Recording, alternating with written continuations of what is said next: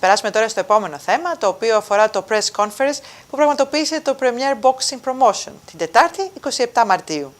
Η διάσκεψη αυτή τύπου πραγματοποιήθηκε με σκοπό να ενημερωθούν όλα τα μέσα ενημέρωσης για το μεγάλο event που θα διοργανωθεί στο Lee Valley Center, όπου θα συμμετέχουν πολλοί καταξιωμένοι αθλητές του μποξ. Συντονιστής σε αυτό το press conference είναι ο δικός μας Νίκος Φελλάς, ο οποίος θα είναι και παρουσιαστής το Σάββατο 20 Απριλίου στο Lee Valley.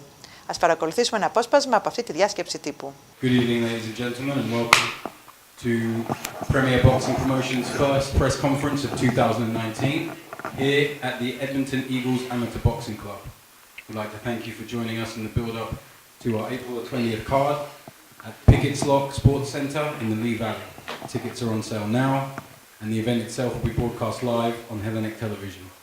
Before I hand over to Dr. Kostas Evangelou, I'd like to quickly mention our sponsors, who are the following: Personal Performance CBD, Pumping Iron Gym London, Hellenic Television, Edmonton Eagles Amateur Boxing Club, Indulgence Hair and Beauty, Rigford, The Ability Group, Hilton London Scion Park, The Alchemist, Flash Fitness, Spray Tech, and the British Board of Boxing Control. I'd now like to hand over to Dr. Kostas Evangelou, MBE. Welcome. It's been a good build-up to this 2019 show in Lee Valley. We have a wonderful card, a lot of aspiring prospects who can achieve on the domestic level and highest level, and also internationally, and looking forward to world honours. So before I move on to say anything else about the show, I just want to invite John to introduce who's here this evening, so for your benefit to know who will be on the card and how the show's going to unfold. So John. Okay, so I'm just going to run through the card. My name's John. A couple of the people that are seated here today who have joined this wonderful press conference. Sitting down there is well-known professional boxing trainer, Mr. Gary Innes, ladies and gentlemen. And our man from Ghana, Mr. Suleimanu Layi, where are you? There's a bit behind him. Very much. And as well as Christian Andreas and everybody at the top table, Julian, who's the most amazing man, does a fantastic job, unheralded, but he's much, much better than anybody I've seen. And Mr. Mark Lyons, who's sitting over there, the promoter Mark Lyons, who's a wonderful friend of Kostas's. So just a big round of applause for everybody who's turned out tonight. Right, so those are the people here, or some of the people here. So let's have a look at some of the fights that Kostas has put together after a fantastic debut show last time out. So I'm going to bring in, he's my favourite man because he's a music man like me, Humza Awan, who really looked very, very impressive on his debut against a pretty tough opponent. So Humza, on your debut, I watched the fight. Just tell me what your game plan was on that fight and how you felt going through it and how you felt at the end after your arm was raised. Hello? Yeah, okay. So the question is, on your debut, the opponent was tough, but, you know, you won the fight, obviously. How did you feel that your debut went, and how did it feel at the end after victory? I mean, going into the fight, I hadn't fought for about 2 years. So there was a certain level of uncertainty whether I was going to be rusty. We played well in the gym. We felt that came through on the night. I had a lot of positive comments following the fight. A lot of people said that I should have been more aggressive and I should have knocked the guy out. But, I mean, at this level, I didn't feel like there was anything to prove by knocking out someone at the bottom of the rankings in the league. So I didn't want to look awkward or tight or nervous during the fight, and I felt like I looked relaxed and showed my ability. Are you going to, for this fight coming up, we don't know who the opponent is, obviously, but for this fight coming up, because I think relaxation is obviously very important. Any trainer will tell you, Julian, Gary, anybody else, Kostas, the relaxation, are you going to be bringing that to the table next time? Yeah, of course, because you know, with stepping into the ring, professional ring for the first time, I liken it to stepping into the amateur ring for the first time. It's in a lot of ways very similar to sparring in the gym, but what makes it difficult are the little differences. You know what I mean? The softness of the canvas, or the stairs walking up into the ring. Those are the things that really impact you going into a fight for the first time. So my thinking going into the first professional bout was, what is going to be different? And not much, apparently. So now with that uncertainty being cleared now, I'm going into the next one. So lastly, your preparation for this fight, is it going to change from the first fight, or is it more of the same thing, or a bit of both? Well, we're always in the gym working. We don't train in camps. We're always in the gym throughout the whole year. So my training's been very much the same, but I am by far a better fighter now than I was November last year. Right. Well, that's great. So I'm looking forward to the 20th of April. And I just want to bring you in here, Andreas. I mean, he's not your weight. I mean, Aaron's more your weight. But how have you been impressed, truthfully, with Humza since before his first fight and leading up to this one that's coming up in April? Hamza's been at the gym for, I can't remember how many years ago now? 8 or 9 years, and he's in here more than anyone. Every single day I see him. Every day I come here, I coach a bit, I train a bit, but Hamza's always here. Like my brother and I, we didn't just want to stay in our little pocket in London. We travelled the world to get the best we can get, and Hamza's travelled to LA, trained in some of the toughest gyms out there. Wow. My brother and I did as well, and they're tough guys. When you're out of your comfort zone, they always want to beat up a British guy. They're all lining up. Is that what you found? Yeah. They're like, I mean, I'll take him. So you've got that pressure, and he went in deep waters, and that sparring that me and my brother and probably Hamza had was tougher than a lot of our pro fights that we've had. Wow, really? So that's interesting. Good prep, and we done it when we were amateurs as well, and it was tougher than the amateur fights. So putting yourself out there to really dedicate yourself to the sport is exactly what Hamza's doing, and he's on the right track. And as in regards to his boxing, I haven't sparred him for a while, but every time we did spar, it was when he first came, it wasn't too difficult, and then harder and harder and harder until we were having good, entertaining fights, and maybe one day we'll do it in the ring. I'm not calling you out, we're not having a fight. We're never fighting. It will be entertaining if we did. Am I right? But we're never fighting. But it will be entertaining. Well, that's really interesting that he's following the same path, going all, because I mean, the trainers, Gary, everyone first tell you that in this game, you've got to get, I mean, what did Nigel Benn do? Nigel Benn got on his bike, went to Sheffield, went to America, went everywhere, just got in his car and just went and sparred. And that's very important, not to stay in your home zone all the time. So moving on to Aaron. Aaron, you made your debut. I've got to be honest, I came a little bit too late and I missed your fight, unfortunately. However, how did you feel after your debut at the Lee Valley last time? I was very relaxed during the event. I wasn't fazed by the crowd or anything like that. It's on, yeah. Yeah, it's on. My preparation wasn't the best. I injured my hand, so before the fight. Was that in sparring? Yeah, sparring. So a couple of weeks leading up to, there was it 3 weeks? There was no real training. I couldn't use my left hand. Wow.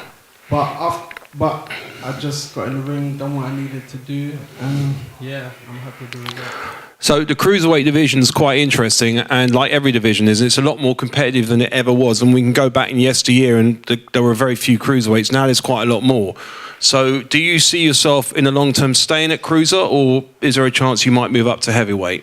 I think naturally I'm more a cruiser.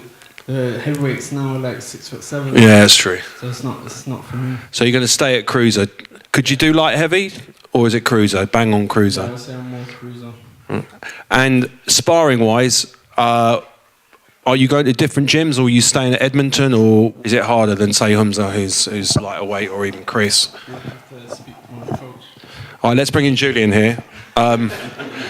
Aaron's passed the buck, that's no problem. So let's talk about his preparation last time and this time. Has it been easy to get sparring partners for Aaron? Because he's a big guy, and he's a hard hitter.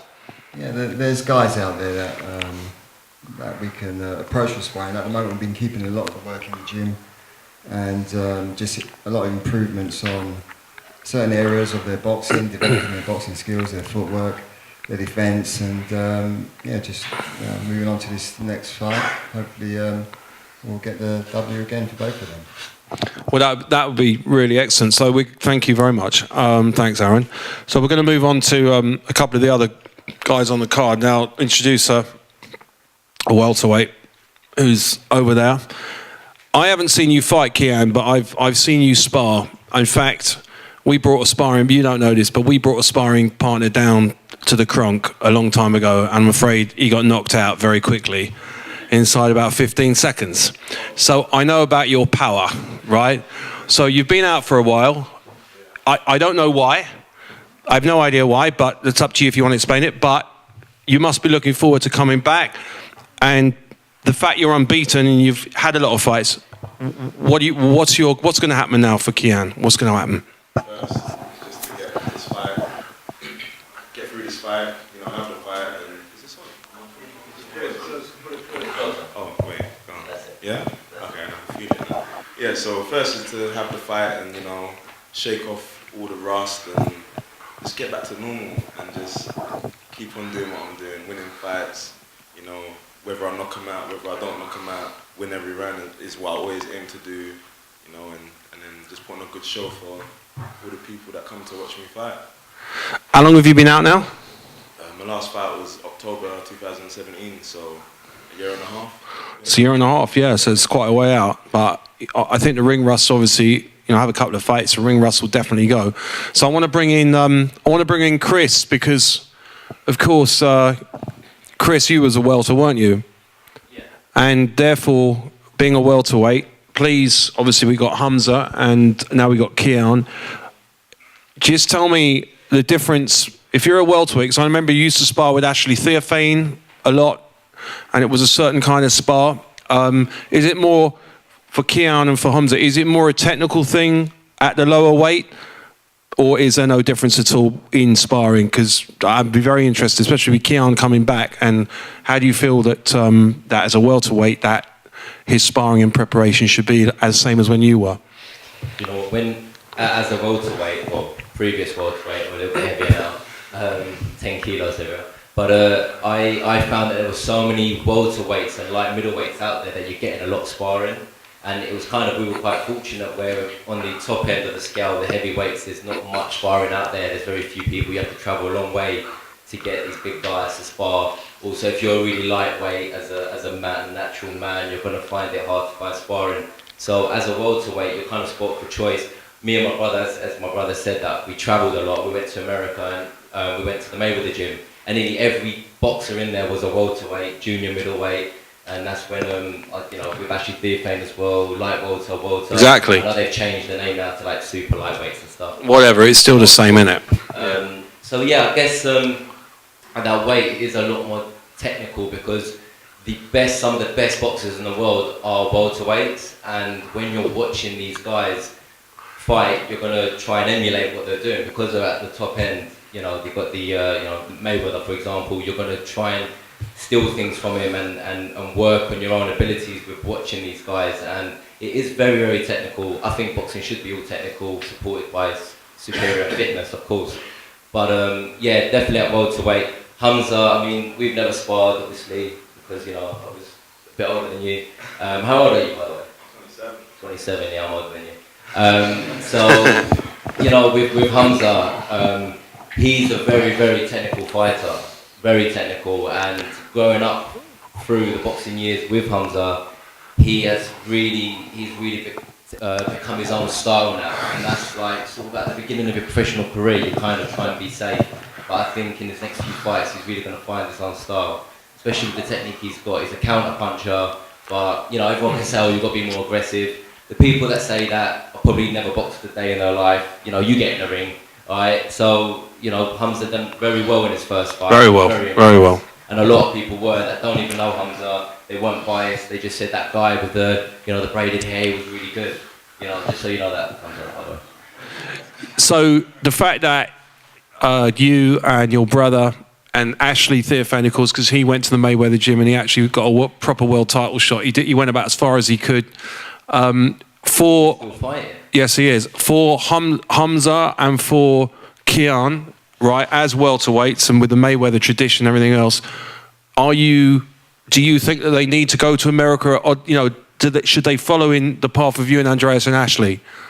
It's a good question. I mean, obviously you've got to have them, support to do that. You can't just hop on a plane and get to Vegas and pay for everything and that. You've got to have a balance in your life, and we were fortunate enough to be supported. I gave my life to boxing at that, those sort of ages, and I fought my way into the Mayweather gym. It's not that easy. You can't just go, oh, can I spar and get sparring there. You've got to work your way in, and I'm sure these guys are good enough to go there and do that. But it's up to you. There's, Europe's a big place as well, and Europe's got some of the best boxers as well. It's not just about going to America. Go and get sparring in different places. Don't stay in your gym. Don't stay in your comfort zone. You keep beating up someone every day, you're never going to get better. You're going to get that person better, and that's the problem with boxing. It's not a problem. That's the thing with boxing. You're only going to get better by sort of getting beaten up a little bit, and I'm sure you agree that you need to find the sparring out there, all different varieties of sparring. I think we've sparred as well, haven't we? You've got to find guys who are, that come forward, who counterpunch, who are bigger, who are smaller, because you've got every single round you're learning. So you do need to go out there into the world. Don't stay, in Edmonton or wherever you were born and expect to be, go on to fight the best in the world, because you need to go out there and, get variety of sparring. Well, I've got to say that's the most brilliant answer, and I think that's no, it is clarified. That was a question I wanted. It's clarified a lot of things. So just a quick one for Carl. Yeah, we've known each other many years. Just tell me, how, as a resident of this borough, right, and Tottenham and everything else, all you've seen, how proud are you of what Costas and his team is finally achieving promotionally for this part of London? Because we've had nothing before Premier. We've had nothing really, have we? Ολόκληρη τη διάσκεψη τύπου θα σας την παρουσιάσουμε προσεχώς την Τρίτη, 16 Απριλίου, στην εκπομπή με το φακό του Hellenic TV.